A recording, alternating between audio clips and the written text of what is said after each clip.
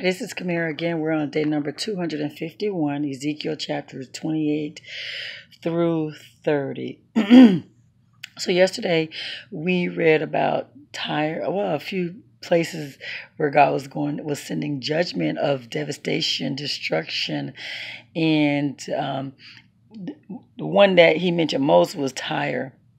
He was graphic in what he was going to do to them and why he was going to destroy Tyre.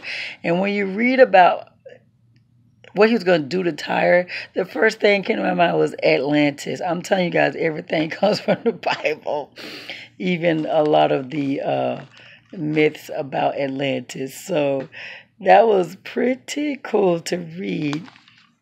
And so today, God has a message for the king of Tyre. He says, in the pride of your heart, you say, I am a god. You're a mere human or a mortal, not a god, though you think you are as wise as God. But your great wealth, your understanding, your skill in trading, by those things you have gained wealth, and because of your wealth, your heart has grown proud. And what I like about that, what that should tell us, we see it all the time. When people gain more wealth, when people gain more knowledge, when people gain more skill, anything we gain, we feel like it's ours. We are invincible, and we are, we get this thing called pride. Everything comes from God. The only way we can really appreciate these things, we think that it's ours. We did it with our strength and our knowledge and our wisdom and all. God gives wisdom. God gives knowledge. God gives strength. God gives favor. God gives life. God gives air. God gives everything. He gives us the ability, the wisdom, knowledge, and the passion for certain things, an understanding for certain things. And yeah, the results, guys. Yeah, we like to take credit for the results. No. So let's try and keep it humble, guys. Always go back to the root of why you have what you have. It all comes from God. It really does. And God does not like that. Because with pride, we're taking the glory from God. And then our outward appearance, we're snobs with people. We just treat people so wrong. And we become our own gods. No. Yeah, let's keep it humble, guys. He said, because you think you are as wise as God, I am going to bring foreigners against you. And he talks about what's going to happen, what they're going to do. And this is the thing, though. He does take the time to talk about the greatness of Tyre. He says, you were the seal of perfection, full of wisdom, beauty. You were in Eden. Yeah, in the Eden, the garden of God, anointed as a guardian cherub. Yeah, on a holy mount of God. Blameless in your ways until from the day you were created until the day you allowed wickedness in you. Isn't that something? And he talks about their fall from being blameless to the evil. But this is the thing, guys. This is the thing. We have to keep our eyes on God and don't take any credit from God. Don't judge people. Don't look down on people. See how you can give. But all that comes from God, guys. I'm telling you. At one point they were on top, and now God is not pleased with them. He's going to allow them to fall. And they were blameless at one time. They were. You man and woman of God who feel like you have it together with God and you can't fall. There is a fine line. I've always said there's a fine line. You have to keep your eyes focused on God. And then he has a message to Sidon. He said, I am against you, Sidon. And he's sending a plague. And he just talks a little bit more about that. It talks about how God is going to restore Israel when he gathered them back together. He's going to restore them back to their lands and in safety. And then he have Ezekiel sending out all these messages. And I love the fact that he tells Ezekiel that people are going to respect the words that you're speaking. Those messages are coming from God. They're going to respect Ezekiel.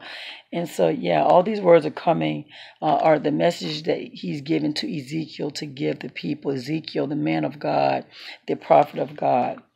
And then he talks about judgment on Egypt and on Pharaoh. He says, I am against you.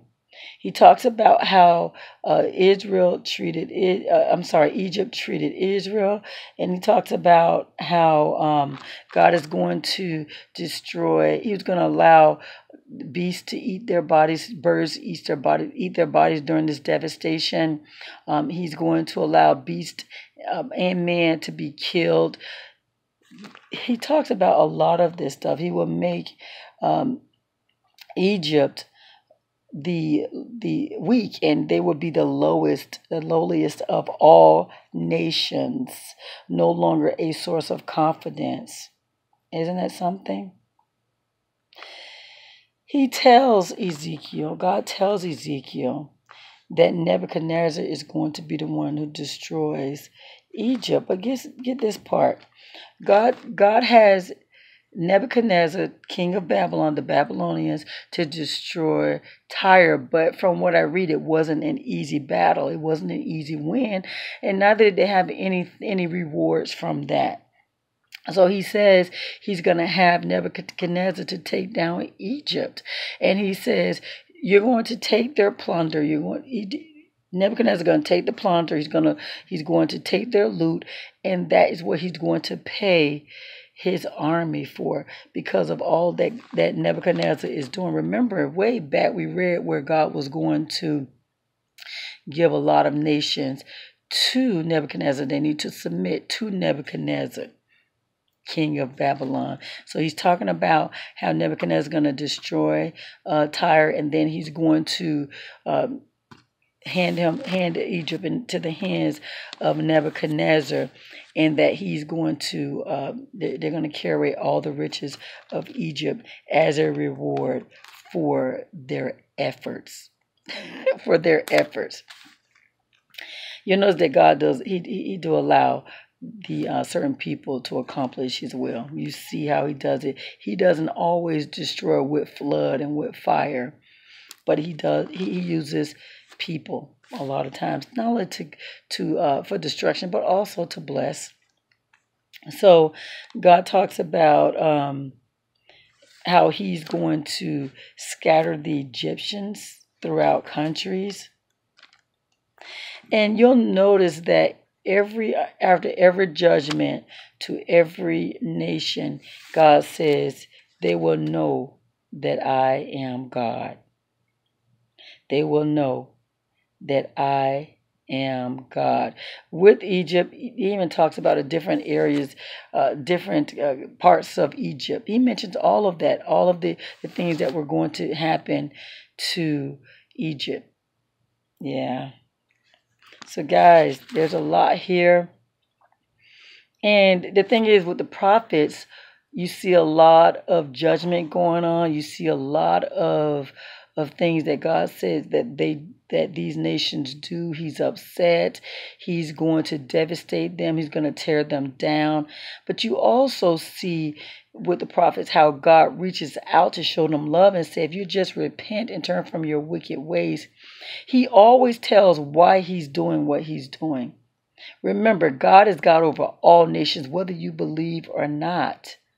He is the creator of all things, and he should be respected as such.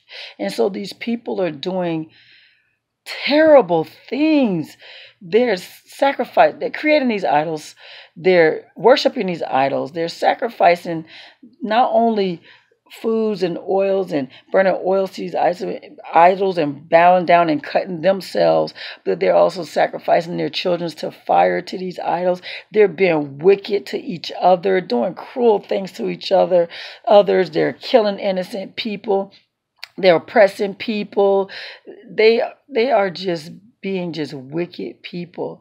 And so this is why this judgment is happening to these different nations. This is why. If you haven't read before, you'll see. You know now. This is what's going on. That is why it's good to read the word, so you'll know. Some of the things I'll just speak out to people I'm talking to, and they're like, oh, I didn't know that was in the Bible. There's a lot that goes on you don't know. So it is good that you take the time to read the word. Find out who God is for yourself. Find out who he is. And it's in his word. And what I like about the prophets, it shows you who God is. It shows you how he loves everyone. However, he does get upset, but he keeps reaching, grabbing, calling, and asking people, telling people, begging them to repent. I just want you to know me, to love each other, treat each other good, better, with love, true, sincere love, the way I want you to love them. And people are failing to do that. But you find out who God is in his word through the prophets. It shows so much. I'm telling you, read it, read it, read it. I don't care how you feel. Ask God to give you interest, give you a love, or understanding to him, to his word, to show you him in his word. And he's going to do it because he says anything you ask according to my will, he wants us to know him. So take the time, guys. I'm telling you, it is so worth it. So worth it. There you have it, guys. Day number 251, Ezekiel chapter 28 through 30. You have a God-filled, blessed day.